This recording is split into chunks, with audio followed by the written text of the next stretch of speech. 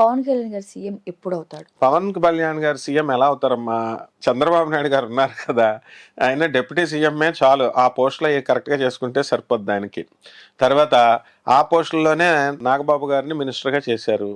అంటే రాజ్యాంగం వీళ్ళ చేతుల్లో ఉంది కాబట్టి పవన్ కళ్యాణ్ గారైనా చంద్రబాబు నాయుడు అయినా ఎవరినన్నా చేసుకోవచ్చు. వాళ్ళు చేసుకున్నారు, ప్రజలు గమనిస్తా అంటే ఉంటారు. సీఎం గా చంద్రబాబు గారు ఉన్నప్పటికీ కూడా పవన్ కళ్యాణ్ డిప్యూటీ సీఎం గా ఆయన ఆలోచన చెప్పుకునే మొత్తం జరుగుతుందని కూడా టాక్ వినిపిస్తుంది. సో అది ఎంతవరకు నిజం అంటారు? అదే అబద్ధం. చంద్రబాబు నాయుడు అమాయకుడు కాదు, కేవలం పవన్ కళ్యాణ్ గారి గురించి పవన్ కళ్యాణ్ గారు అడుగు జాడలను చంద్రబాబు నడుస్తున్నారని కూడా అంటున్నారు. అన్నాడు నడవడు. చంద్రబాబు నాయుడు నాకు పర్సనల్ గా తెలుసు. పవన్ కళ్యాణ్ గారు మంచి వ్యక్తి, ఆయనకు ఉన్నది చేయించుకుంటాడు. వాళ్ళ అన్నయ్యకి పోస్ట్ ఇప్పించుకుంటాడు, తప్పే ఉంది. ఎవరి పోస్ట్ వాళ్ళు ఇప్పించుకుంటారు. ఈ పనులు చేయండి సార్ అని చెప్తాడు. చంద్రబాబు నాయుడు గారు మర్యాద ఇచ్చే మనిషి ఆయన. అందువలన రాజకీయ చతురత కలిగినటువంటి చాణక్యుడు, గౌరవిస్తాడు ఒకళ్ళొకళ్ళు. కానీ ఆ శృతి మించి అడిగితే మాత్రం తోకట్ చేస్తాడు చంద్రబాబు నాయుడు. కేటీఆర్ గారి మీద కూడా కేసు నమోదైంది. ఆయన లైఫ్ లో జైలుకి వెళ్ళే అవకాశం ఏమైనా కనిపిస్తుంది మున్ముందు? అంటే రీసెంట్ గా కూడా కేసు నమోదైందన్న సంగతి తెలిసిందే. సో ఆయన జాతకంలో జైలుకి వెళ్తారా? కేటీఆర్ గారి మీద కేసులు చాలా వందల కేసులు ప్రతి రాజకీయ నాయకుడి మీద రేవంత్ రెడ్డి గారే స్వయంగా చెప్పారు.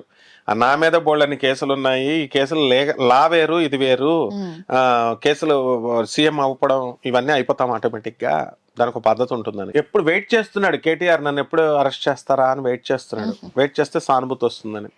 కాంగ్రెస్ అంత పిచ్చి పార్టీ ఏం అరెస్ట్ చేయదు.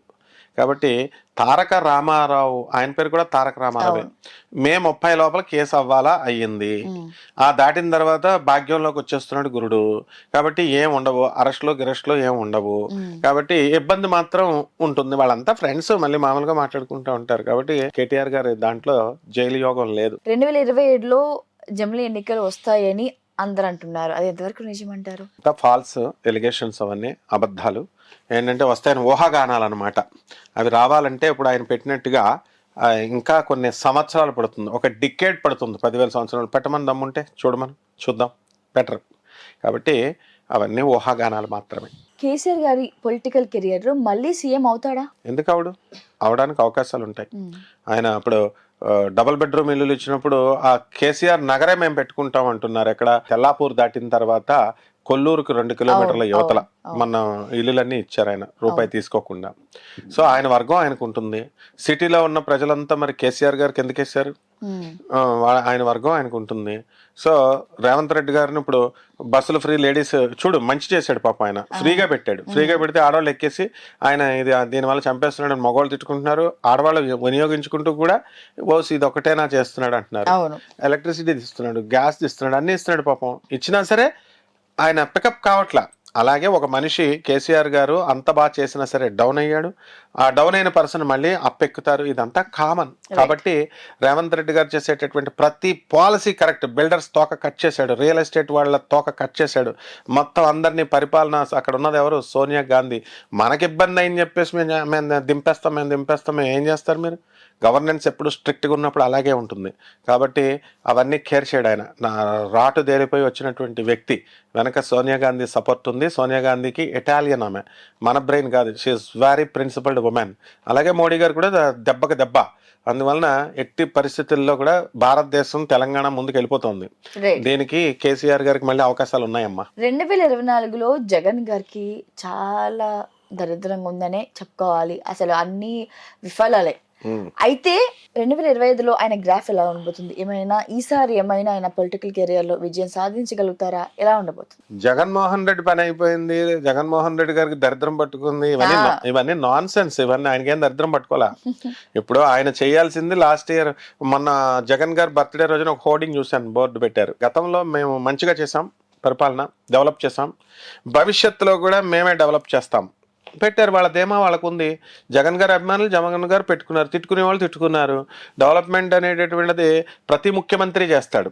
ఏ ముఖ్యమంత్రి నేను దేశాన్ని నాశనం చేయాలని ఎవరు చేయరు. కాకపోతే ఈయన పాలసీస్ సరిగ్గా అర్థం కాలేదు. ఈయన మోనోపలిగా వెళ్ళిపోతూ, ఒంటరి నిర్ణయాలతో వెళ్ళిపోతూ ఆ అహంకారం దించి అవతల పడేసింది. కాబట్టి ఇప్పటికైనా సరే బుద్ధి తెచ్చుకుని జరిగింది.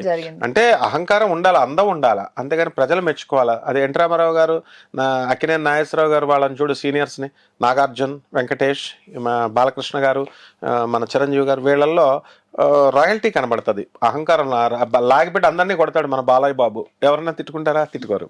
అలా ప్రేమిస్తారు. అలా హుందాతనం ఉండాలి. కాబట్టి ఈయనకేంటంటే జగన్ గారికి 2025 సంవత్సరం ఫెచ్చింగ్ ఇయర్ కాదు. మకర రాశి అయినా, మకర రాశి రీత్యా ఫెచ్చింగ్ అయినా కూడా ఆయనకు అవసరం లేదు. ఇప్పుడు ఆయన బిజినెస్లు చేసుకుంటున్నాడు, కోటాను కోట్ల బిజినెస్లు ఉన్నాయి. ఆయన విజన్ ఆయనకుంది, ఆయన ప్లానింగ్ ఆయనకుంది. సొంత ఎమ్మెల్యేలకే మినిస్టర్లకే అపాయింట్మెంట్ అవ్వకపోతే ఆయన ఎవరు గెలిపిస్తారు? ప్రజలకి అర్థం కాని రీతిలో. కానీ ప్రజలకు కొంత డెవలప్మెంట్ చేశాడు, అందులో డౌట్ లేదు ఎవరు చెప్పినా. ఎందుకంటే Group 1 ఎగ్జామ్స్లో, Group 2 ఎగ్జామ్స్లో వాళ్ళ స్టూడెంట్స్ ప్రిపేర్ అవుతున్నప్పుడు మేము చూస్తాం.